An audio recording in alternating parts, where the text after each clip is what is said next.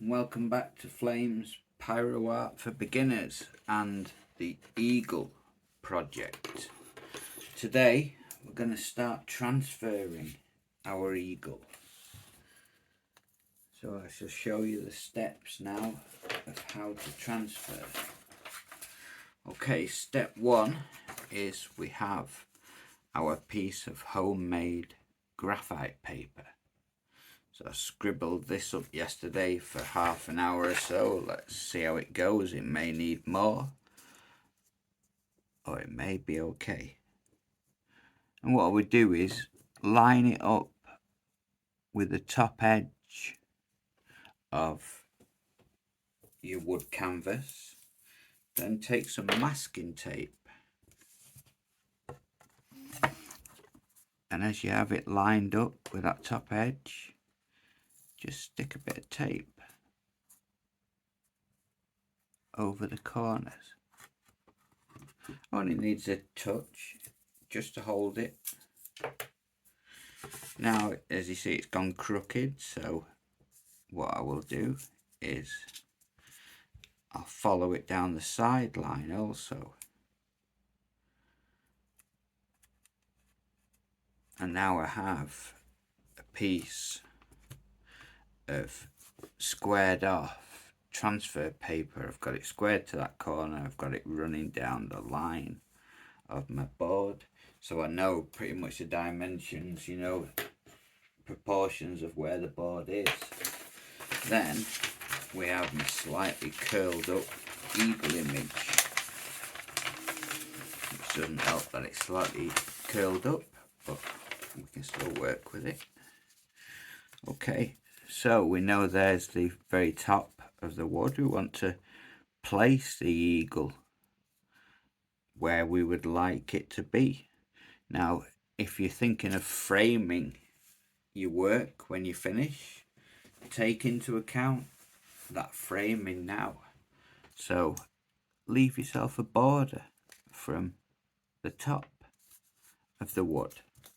Leave yourself a border at the bottom of the wood, which you can't see on this image, but if I slide it further along and move the camera just a touch, there's the bottom of my wood. So I've got that border. I've got that border at the top, so I can start taping my eagle down. Okay, so I'll start off in the top left corner.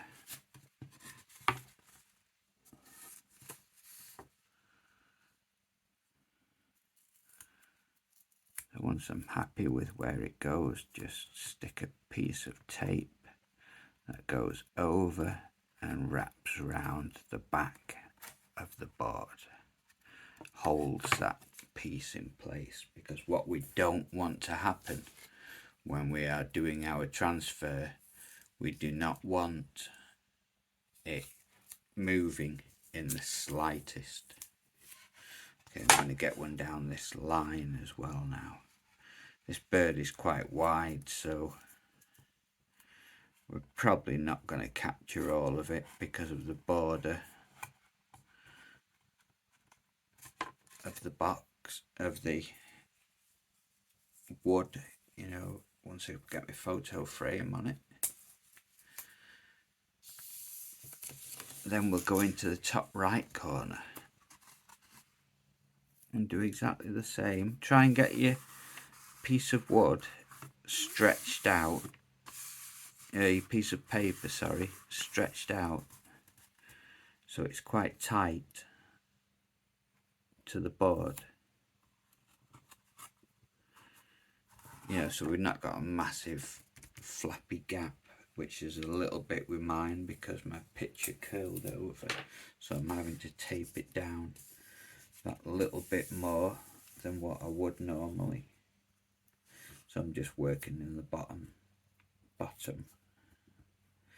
use my grammar properly, the bottom right corner. And there we have our image transferred. Okay, So that is step one of the process. We've got our graphite paper face down on the wood. Then we have our image placed face up on the top. Now, pencil wise, to draw out around your transfer, I always advise and I always personally use a mechanical pencil. Mechanical pencil, I use them because the leads are very, very fine, and so it leaves you a nice thin transfer line compared to having a big bulky pencil. A graphite mechanical pencil is so much better. So I will start the transfer process. I'll talk a little bit about it first, and then I'll switch it over to time lapse so you can see the rest of me doing the transfer. Okay, so see you in a few moments. Okay, so when we come to the transfer process of any image, we want to get the key features in the right places. That's of paramount importance. So I'm starting off on the beak area. Take your time. There's no rush in the world to do this stage. We've got it all taped down.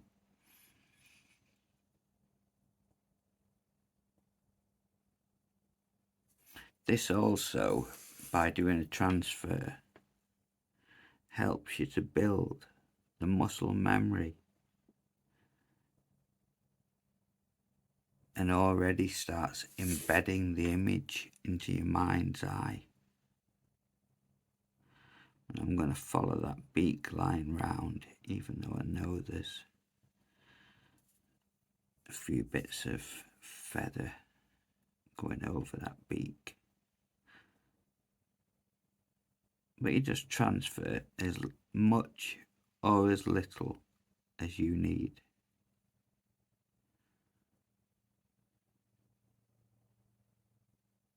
Pressing down quite firmly with a pencil, not firm enough to snap the lead, but I am using some pressure to make sure I get that graphite transfer line.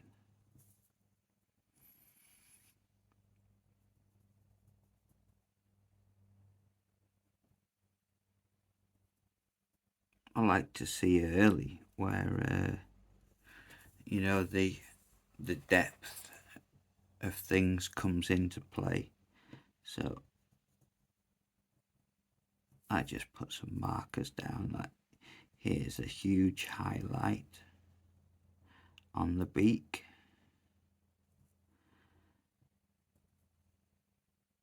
So why not mark it in now? Doesn't have to be precise, just there's where the highlight is.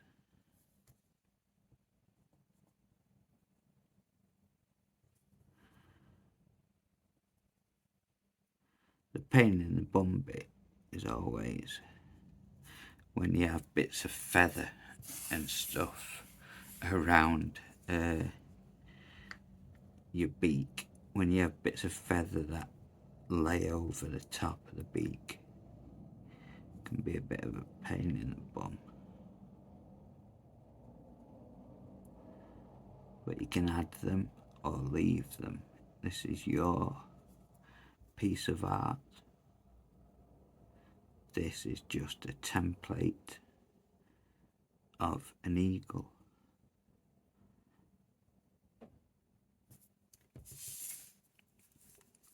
What I like to do when I'm doing this kind of art creation is I'll use the reference photo to start with to get me going,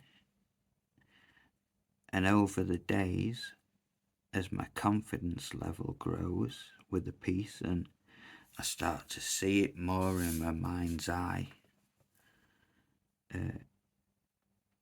suddenly I will ditch the reference photo and begin working from my mind. So I then get my own unique perspective.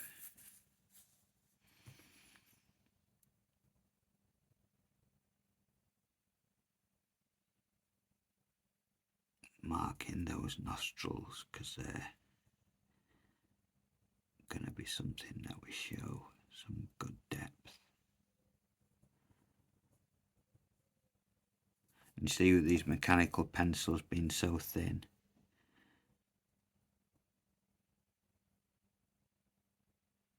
we can get into spaces.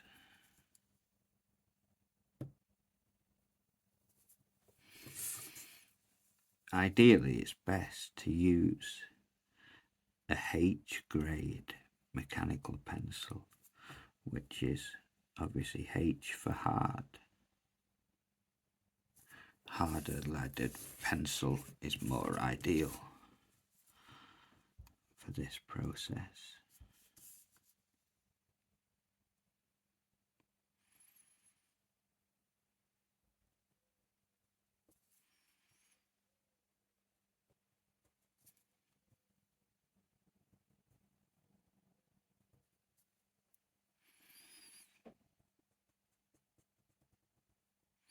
You see, on your printout reference photo, you will not get, see this area I'm doing here near the beak, you'll not get all the actual really fine details from the printout, but you will on your digital image. That's why I say this is for transfer, digital image is for working from, because you've got far much more detail on a digital image. I'll just do the eyes with you and then I will switch over to time lapse, so you don't have to sit through me doing this whole transfer. You can see it happen in warp speed.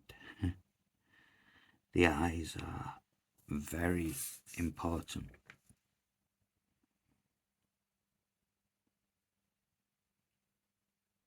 To take your time with the eyes. See how the feathers sit above the eye, as if like it's like an eyebrow of the bird. Marking our pupils. Now I would have expected, which is very strange, and that's why I'm not totally confident about this image being real. I would have expected to see some highlights in those eyes. We have none, which is very strange.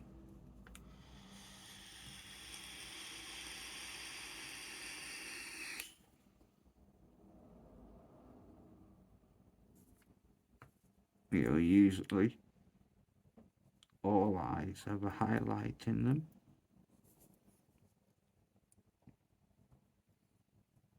As the light glistens off the moisture that's over the eyeball.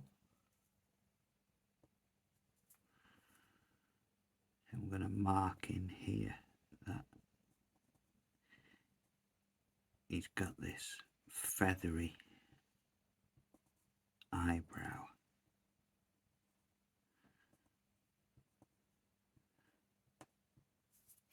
This is all just to help me start building my jigsaw, which is filling in our pyrography eagle. Okay, so there's the eyes and the beak pretty much done. You've got some finer details put down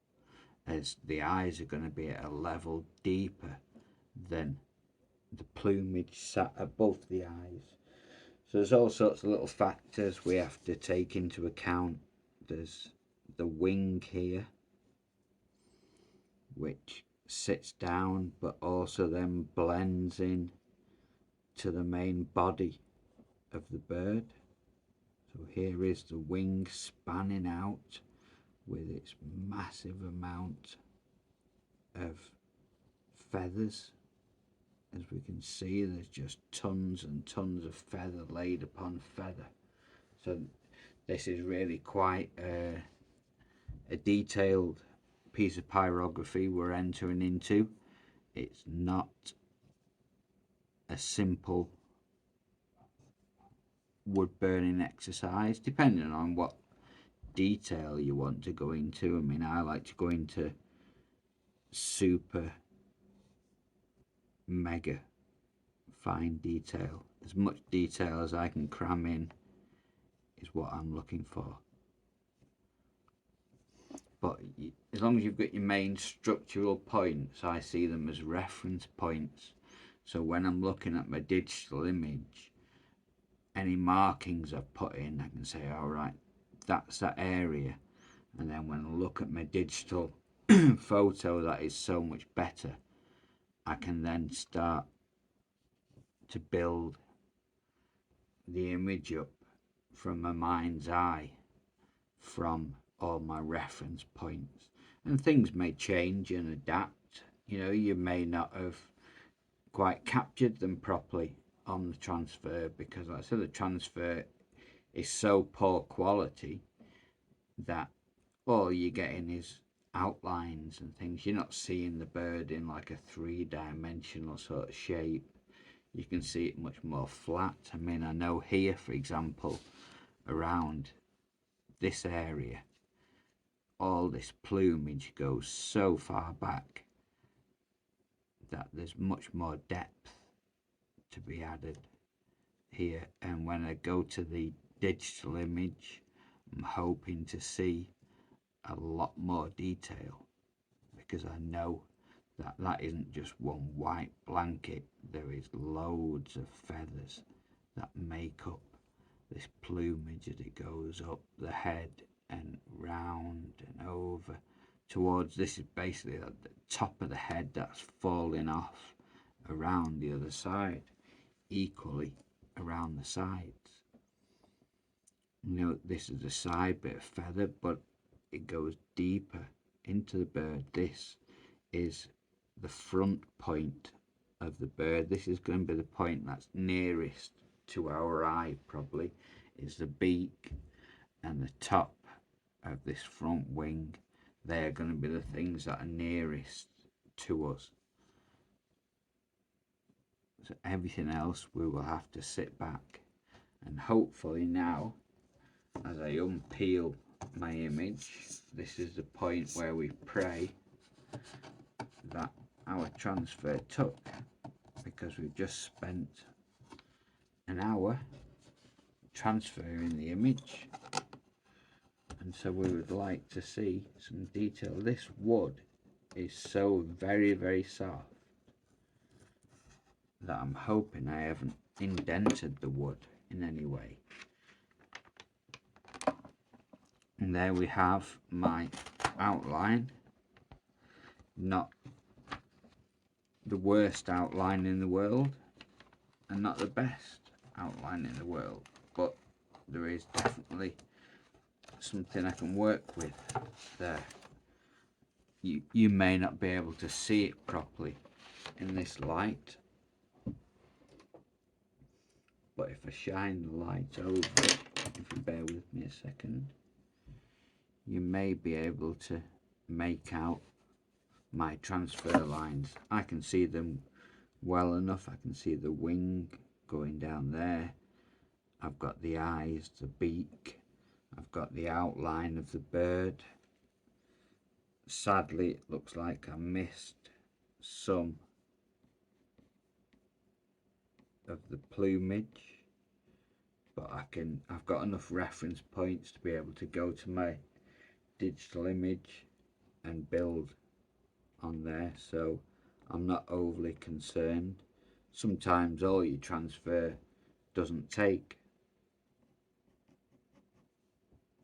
but using this method instead of using carbon paper would guarantee that everything you put down would be like bang, you know, you would see it in so much detail.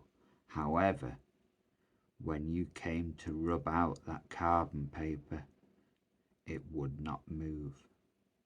And if you want to create something with realism, it doesn't have this like blue or black outline round it all, does it? Certainly the white feathers don't have a black outline around them. So using graphite paper means we can rub out quite easily any graphite. Let's say for example here, I mean this is just the end of a rubber, but we will be able to remove that quite easily when I find my proper rubbers. Like I said, this has been a new studio build, so I have to find where I've left all my equipment. But I've got my transfer down, and hopefully you'll get yours down. Just take your time, look at it as if you're doing a drawing, you know, as if you're doing a drawing of that bird onto a piece of wood,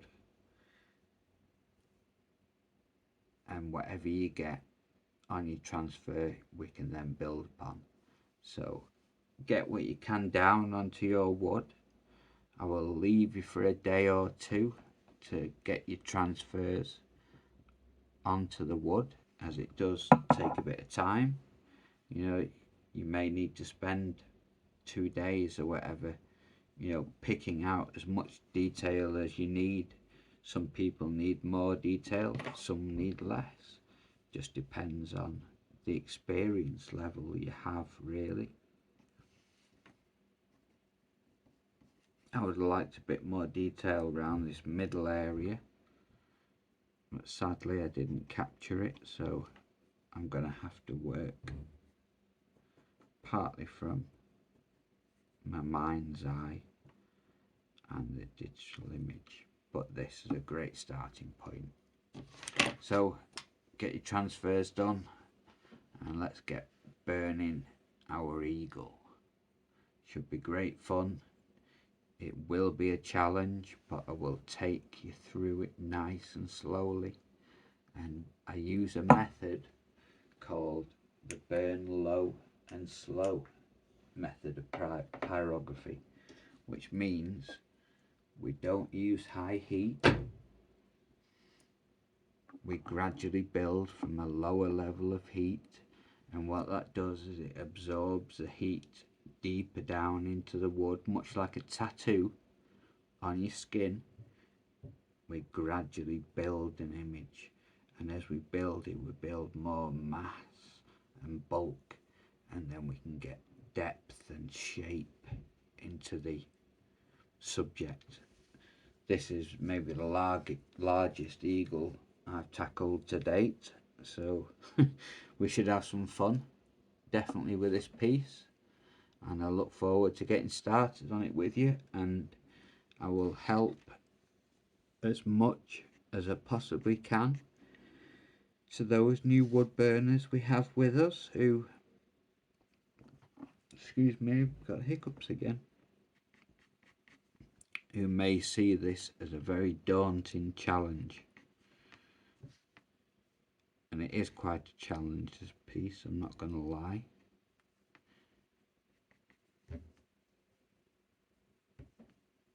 It's going to be a journey of learning, but remember my slogan, every hour of burning is an hour of learning. So once we get that digital image going, we will see far more detail than what the printout gave us. Okay, so I shall leave it there for now guys, and say have a great Sunday. I've got to nip off now and collect the fish tank from my old house. I put it up for sale. Sadly, nobody was interested in it, as it's quite a large fish tank and the fish have survived, so I feel obliged to go and rescue them and bring them to this house.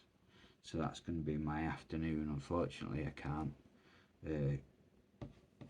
get into this eagle at this moment. I would love to have started wood burning it, but I want to give you all time to sand your wood and get your transfer down,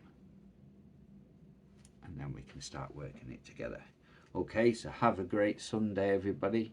I'll post this video up to YouTube and you can all have a look. Okay, take care for now, guys. Much love to everyone. Don't forget to leave me a like or leave me any comments as questions, as they help me to build the channel a little bit and maybe get more new pyrographers to see the channel so we can help more people. I don't charge anybody a penny for helping. I just love knowledge sharing, and this is my passion. So if I can share my passion and show people how to create amazing pyrography art, then I'm happy. You know, to me the money side of things is immaterial. I don't believe in charging people for knowledge sharing. I was blessed to be able to have the hours to learn these skills, so I certainly would not profiteer from them. Okay, take care everybody, have a great day, and I will love you and leave you and go and start doing one of the final moves from my old house. See you all in the burning process that we start in the next day or two. Okay, take care for now, guys. Much love. Bye for now.